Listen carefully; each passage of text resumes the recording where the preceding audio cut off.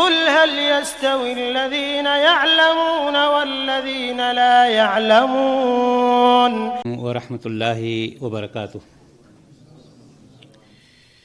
الحمد للہ رب العالمین، والصلاة والسلام على اشرف الانبیاء والمرسلین، نبینا محمد وعلى آلہ وصحبہ اجمعین، اما بعد۔ قال اللہ تعالی فی القرآن المجید والفرقان الحمید، اعوذ باللہ من الشیطان الرجیم، بسم اللہ الرحمن الرحیم۔ قل هل يستوي الذين يعلمون والذين لا يعلمون، وقال تعالى في موضع آخر يرفع الله الذين آمنوا منكم والذين أوتوا العلم درجات، وقال النبي صلى الله عليه وسلم من سلك طريقا يلتمس فيه علما سهل الله له به طريقا إلى الجنة، رواه مسلم۔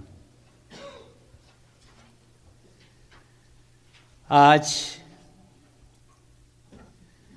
30 دسمبر 2014 مکتب جالیات ثنایا قدیم ریاض کی جانب سے یہ ایک نئی کلاس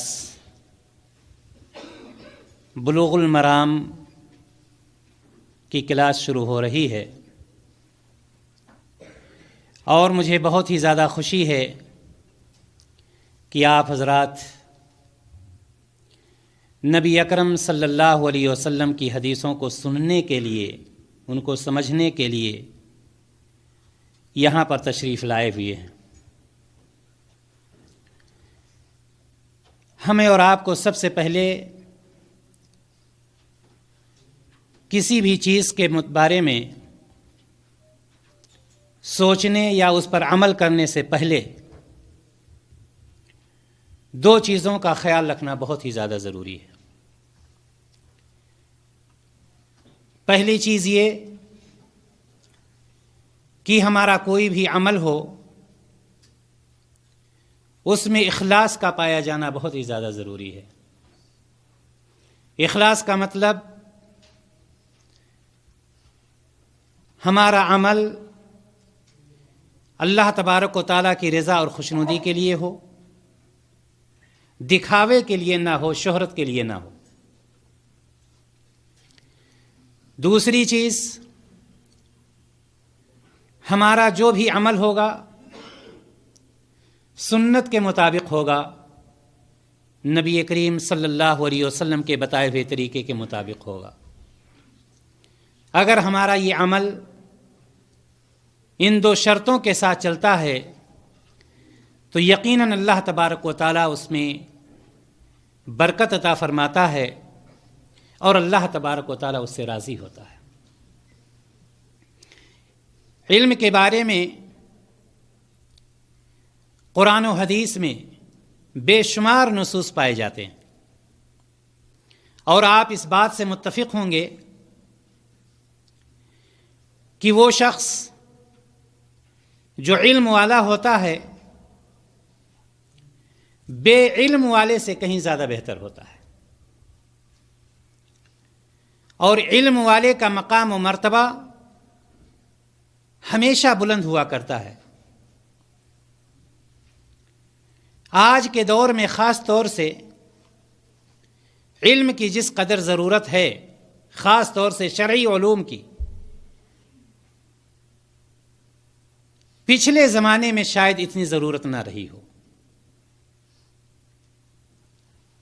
اور ہر شخص کے لیے، مرد ہو یا عورت ہو، ہر شخص کے لیے علم کی بے انتہا ضرورت ہے۔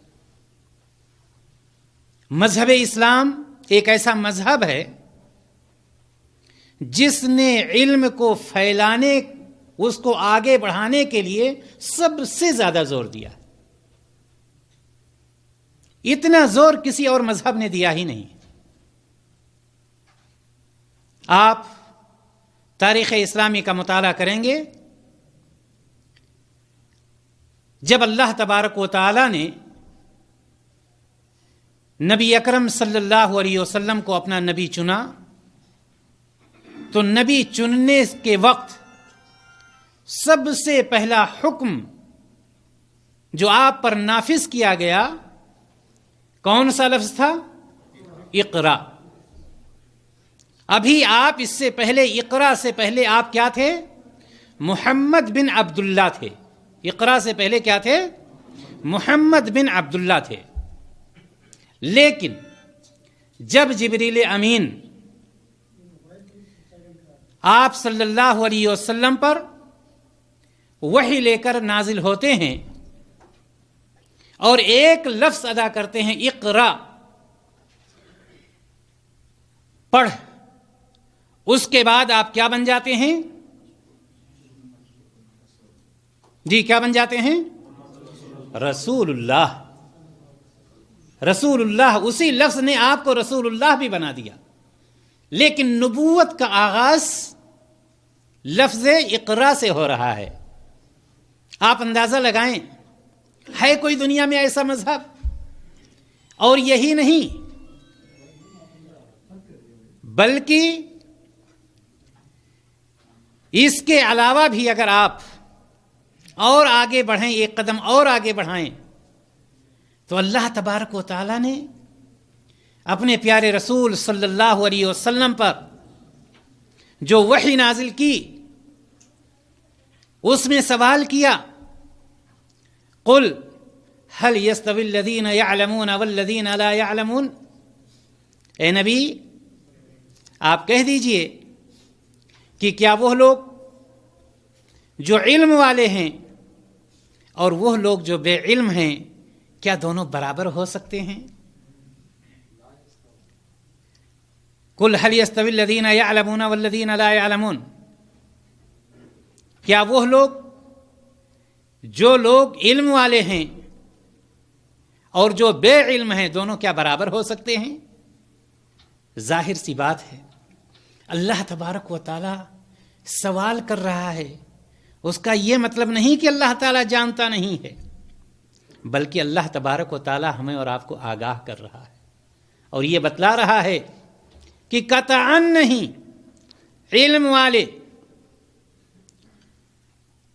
کے مقام کو بے علم والے نہیں پہنچ سکتے۔ دوسری جگہ پر اللہ تبارک و تعالی ایک جگہ اور ارشاد فرماتا ہے، یرفع اللہ الذین آمنوا منکم والذین اوتوا العلم درجات۔ اللہ تبارک و تعالی مومنوں کے اور علم والوں کے درجات کو بلند کرتا ہے۔ ہم میں سے ہر شخص یہ جانتا ہے کہ ایک کافر ہوتا ہے اور ایک مسلم ہوتا ہے۔ کافر کتنا بھی اچھا کیوں نہ ہو جائے اور مسلمان اپنے درجے سے کتنا بھی کیوں نہ گر جائے، ایک مسلمان ایک کافر سے بہتر ہوتا ہے، چونکہ وہ اللہ تعالیٰ کی وحدانیت کا اقرار کر رہا ہے، اعتراف کر رہا ہے، اللہ پر ایمان رکھ رہا ہے، اگرچہ اس کے اندر غلطیاں پائی جاتی ہیں، لیکن ایک کافر سے مسلمان بہتر ہوتا ہے۔ معلوم یہ ہوا کہ کافر سے مسلم کا درجہ اونچا ہے۔ ایک ہوتا ہے مسلم، ایک ہوتا ہے مومن۔ ہر مومن مسلم ہوگا، لیکن ہر مسلم کا مومن ہونا ضروری نہیں۔ سمجھ رہے ہیں مسلم اور مومن میں فرق؟ اگر آپ مومن اور مسلم میں فرق سمجھ رہے ہیں تو یقیناً آپ اس بات سے بھی اتفاق کریں گے کہ مومن کا درجہ مسلم سے اونچا ہوتا ہے۔ اور آگے بڑھیں، مومن ایک وہ مومن جس کے پاس قرآن و حدیث کا علم ہے، اس کی کتابیں ہیں، اس کے شاگرد ہیں، اس کی تقریریں ہیں اور یہ ہیں اور اس طرح سے دعوت دے رہا ہے، اس طرح وغیرہ وغیرہ۔ ایک دوسرا شخص بھی مومن ہے، اللہ تبارک و تعالیٰ کی نافرمانی نہیں کر رہا ہے، لیکن اس کے پاس قرآن و حدیث کا علم نہیں ہے۔ وہ شخص جس کے پاس قرآن و حدیث کا علم ہے، رات کے 12 بجے یا دن کے 12 بجے کوئی بھی سوال کرتا ہے مجھے وضو کا طریقہ بتلا دیجئے، واجبات وضو کیا ہیں، واجبات حج اور عمرہ کیا ہیں، وغیرہ وغیرہ، وہ فوراً جواب دیتا ہے۔ دوسرا وہ شخص جو مومن ہے، گناہوں سے پاک و صاف، جہاں تک اس کی کوشش ہے گناہوں سے پاک و صاف رہنے کی کوشش کر رہا ہے، لیکن کسی بھی سوال کا جواب وہ نہیں دے پاتا ہے۔ آپ یہاں پر بھی اتفاق کریں گے کہ وہ شخص جس کے پاس قرآن و حدیث کا علم ہے، جو دوسروں کو دعوت دے رہا ہے، جس کی بے شمار کتابیں ہیں، جس کے بے شمار شاگرد ہیں، وغیرہ وغیرہ، اس کے درجے کو وہ مومن نہیں پہنچ سکتا ہے جس کے پاس صرف اعمال صالحہ ہیں لیکن صدقے جاریہ کا کوئی عمل نہیں ہے۔ ایسی صورت میں وہ شخص جس کے پاس قرآن و حدیث کا علم ہے، اس کا مقام اونچا ہوا یا نہیں اللہ تعالیٰ کی نزدیک؟ اونچا ہوا۔ کس چیز نے اونچا کیا؟ علم نے۔ معلوم یہ ہوا کہ جس علم کو آپ حاصل کرنے کے لیے آپ آئے ہوئے ہیں، وہ علم وہ درجہ آپ کو عطا کرتا ہے جو درجہ کسی اور کو نہیں مل سکتا ہے، الا یہ کہ صاحب علم ہو وہ شخص۔ اور نبی کریم صلی اللہ علیہ وسلم نے ارشاد فرمایا، من سلک طریقا یلتمس فیہ علما سہل اللہ لہ بہ طریقا الی الجنہ، کہ جو شخص کسی راستے پر چلتا ہے اور اس راستے پر چلنے کا مطلب علم حاصل کرنا ہوتا ہے، علم حاصل کرنے کے لیے نکلتا ہے، اللہ تبارک و تعالی اس کے لیے جنت کا راستہ آسان کر دیتا ہے۔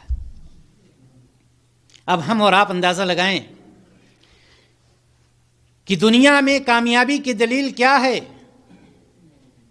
دنیا میں کامیابی کی دلیل یہ نہیں ہے کہ ہمارے پاس زیادہ سے زیادہ بنگلے ہیں، کوٹھیاں ہیں، گاڑیاں ہیں، اور یہ ہے اور وہ ہے، ہمارا بہت بڑا مقام ہے، منصب ہے، یہ نہیں ہے۔ معذرت کے ساتھ اللہ رب العزت نے قرآن مقدس میں اس کا بھی اعلان کر دیا ہے کہ فمن زحزح عن النار وادخل الجنۃ فقد فاز، کہ جو شخص اپنے آپ کو جہنم سے دور کر لے، جنت کا مستحق بنا لے، فقد فاز، وہی شخص کامیابی پانے والا ہے۔ معلوم یہ ہوا کہ دنیا میں کامیابی کی دلیل، دنیا کی زندگی میں کامیابی کی دلیل کیا ہے؟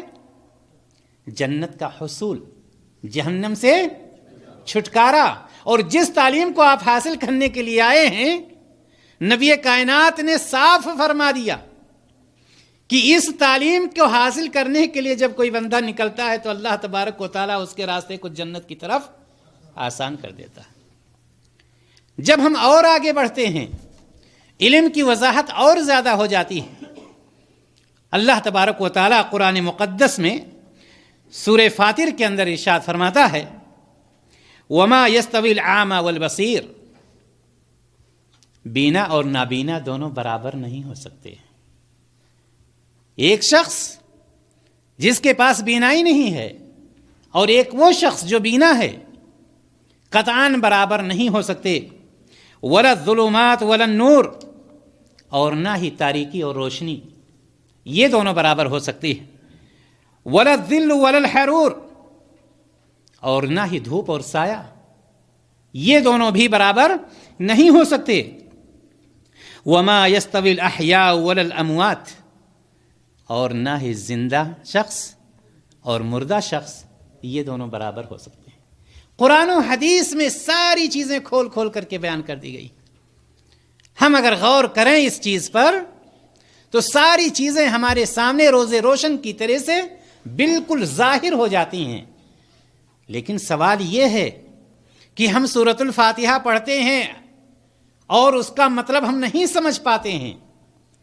ہم کہتے ہیں ایاک نعبد و ایاک نستعین، اے اللہ ہم تیری ہی عبادت کرتے ہیں، اے اللہ ہم تجھ سے ہی مدد طلب کرتے ہیں، ہم یہ کہتے ہیں، لیکن ہمارے سر کہاں کہاں جھکتے ہیں، وہ کسی سے مخفی نہیں ہے۔